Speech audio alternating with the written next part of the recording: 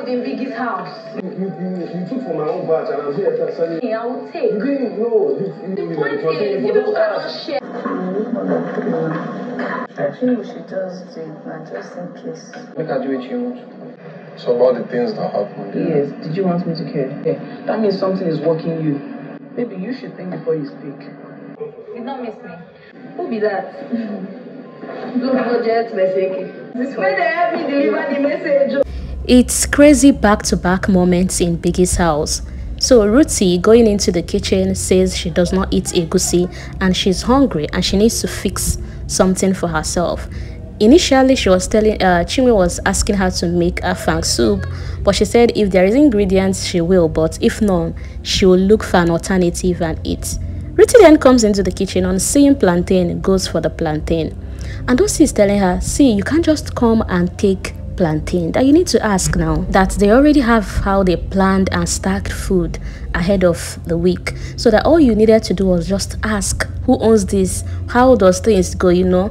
And Rhutee is here saying, how will she come to Biggie's house and be asking for food again? That there is plantain here and she has decided to grab plantain and eat. That she does not eat egusi. If not, she could have relied on Cassia's cooking.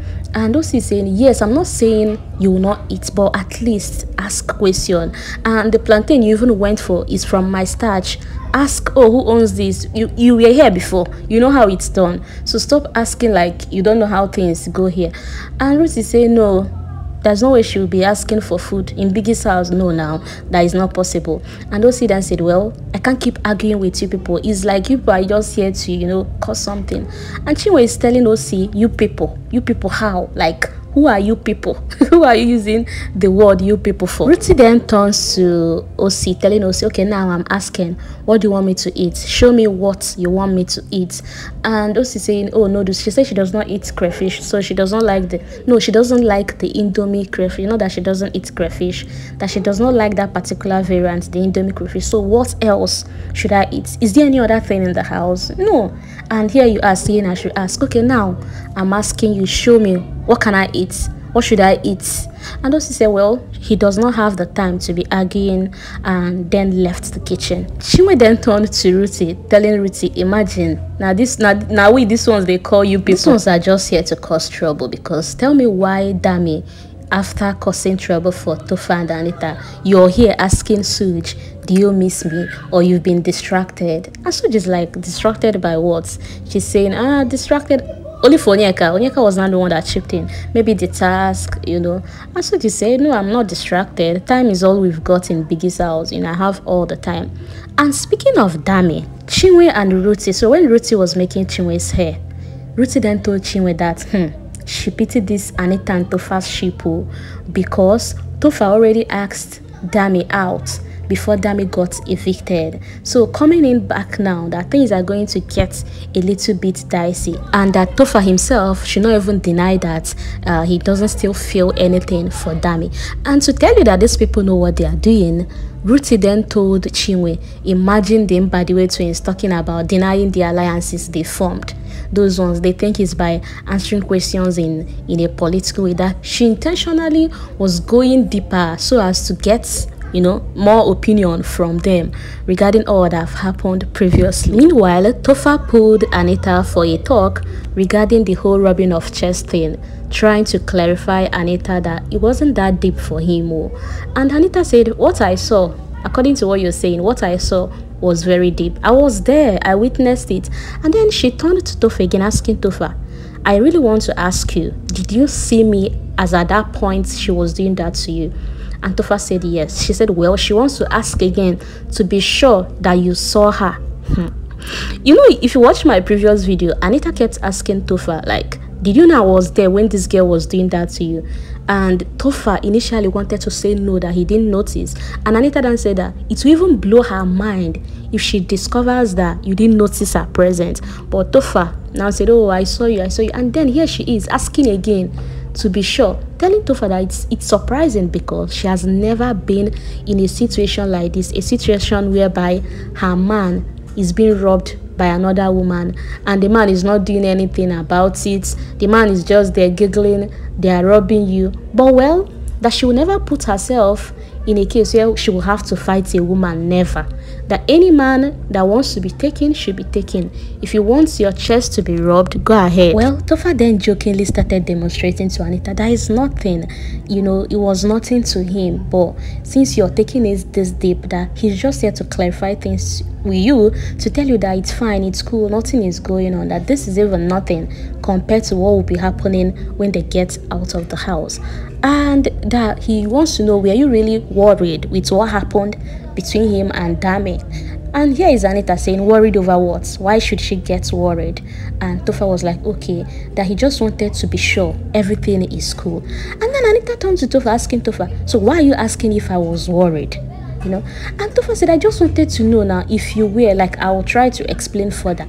Anita became angry, asking Topher, oh, were you doing that so I can get worried? Were you doing that so I can care? I don't care. Honestly, I do not care. And Topher was like, okay, no problem. Since you don't care, there is no need to explain further.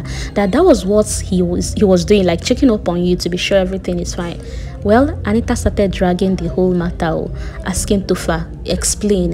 Is it that you don't think before you talk? Were you really expecting me to bother myself to care about such a thing? That if really you wanted her to care, that means it was intentional, and that means something they work you. And Topher said, please, can you watch the tone you're talking at me with? And Anita is like, what tone? That all she's saying is, if you were really looking out if she will care or not, that means something is wrong with you, and you should mind, maybe you should think before you talk, because you were about to make an explanation before I told you I don't care.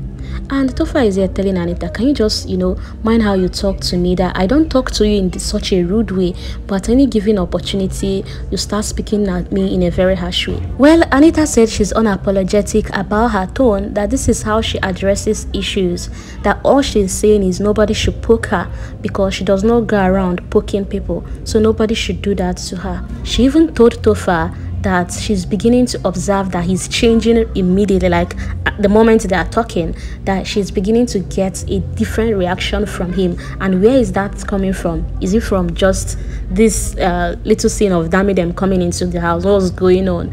Well, I guess she's referring to Topher, asking her to tone it down. The Topher we know now will just be there apologizing. Meanwhile, on the other hand, Cassia has called Kelly Ray's attention that they need to act quickly. That Rhutee, Chinwe, and Dami coming into the house means that on Sunday, more than 3 people will be going home. So can they do the revealing now? Initially, Kelly Ray was trying to calm Cassia down, but on a second thought, he said, well, since it's what you want. He was trying to tell Cassia to relax, that you might not be going home on Sunday. But Cassia was really worried, saying, let's do it today or, your birthday. And Kelly Ray said, okay, you know what, I will go with your opinion, since you want it to be done immediately, just in case you dip on Sunday. I will go with what you want. And Kelly Ray was asking her, are you worried that these 3 people that entered might, leak our secret? And she said, no, now she knows that they won't say that. Big Brother must have prepped them on things to say and not to say. Another thing is, left for me, I will just say the double K should just keep their strategy, their secret to themselves until they're out of the show. But whatever that rocks their boats do. Meanwhile, Sooj'S called Nelly to advise Nelly that it doesn't worth it fighting someone that is an already evicted housemate. Meanwhile, you're still in the game. That honestly, she should just try and cool her temper, control herself up until next week, that the game is already over. So in case you missed it, I will actually attach a little clip at the end. So Nelly and Chinwe had, let me just say, they went off on each other. And this is because they were discussing about wager. And Chinwe said when she was still in the house, they said that she always sabotaged their wager, that she's here again, So when Chinwe said that, only for Nelly, where she was sitting down to say, and that was what you were. Referring to like, oh, you're saying they called you, but that's what you are. And Chinwe, just where she was sitting, was like, who is this one talking to me?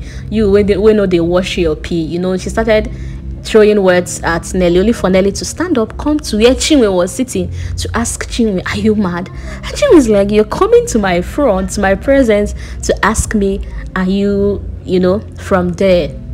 Nelly tried, she was holding a bottle, she was trying to throw that at Chinwe and they were holding her back. And I was like, wow, this is a new Nelly that never confronts or go clarify anything that was said about her.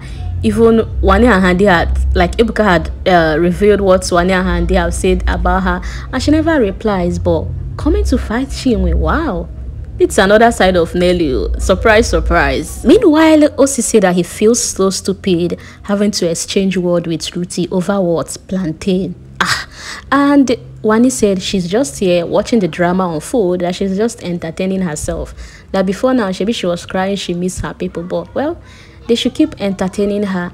And Ocee said that the thing is even that when these people try to trigger people or a fight, maybe the housemaid should just allow it to happen. And when it was like, yes, I noticed when Chinwe and Nelly was going off on each other, you dragged me back when I wanted to step in. And Ocee was like, no need stepping in, just allow it happen. Since this is what Big Brother wants, right?